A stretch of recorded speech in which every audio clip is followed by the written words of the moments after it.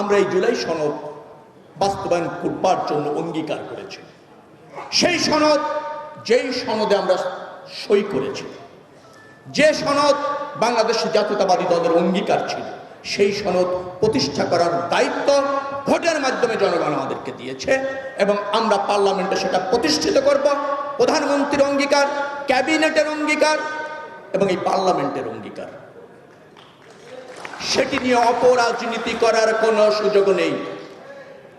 জুলাই কোনো ব্যক্তিগত রাজনৈতিক দল বা গোষ্ঠীর অর্জন নয়, জাতির অর্জন, জাতির অধিকার প্রতিষ্ঠার অঙ্গীকার। এবং বাংলাদেশের জাতীয়তাবাদী দল তো জানে, কারণ একটি রাজনৈতিক দীর্ঘদিনের আন্দোলন সংগ্রামের চূড়ান্ত ফসল হচ্ছে জুলাই।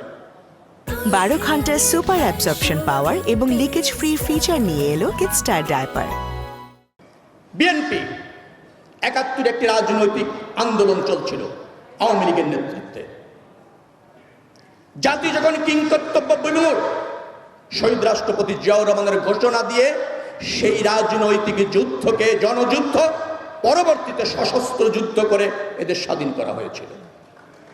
অর্থাৎ ৭১ যদি খোঁজেন, সেখানে পাবেন জাতীয়তাবাদী দলের প্রতিষ্ঠা, তাদের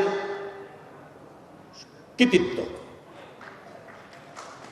৭৫ এদেশে একদলীয় শাসন প্রতিষ্ঠিত হয়ে গণতন্ত্রের টুটি চেপে ধরা হয়েছিল। একটি মাত্র রাজনৈতিক দল, তারা আজীবন ক্ষমতায় থাকবে নির্বাচন ছাড়া, যতদিন ইচ্ছা ততদিনই ক্ষমতায়। এই ধরনের একটা বাকশালীয় ব্যবস্থা প্রতিষ্ঠিত যখন ৭৫ হয়, তার বিরুদ্ধে ৭ই নভেম্বর সিপাহী জনতার বিপ্লবের মাধ্যমে বহুদলীয় গণতন্ত্র ফিরে এসেছিল এই দলের প্রতিষ্ঠাতা শহীদ রাষ্ট্রপতি জিয়াউর রহমানের মাধ্যমে।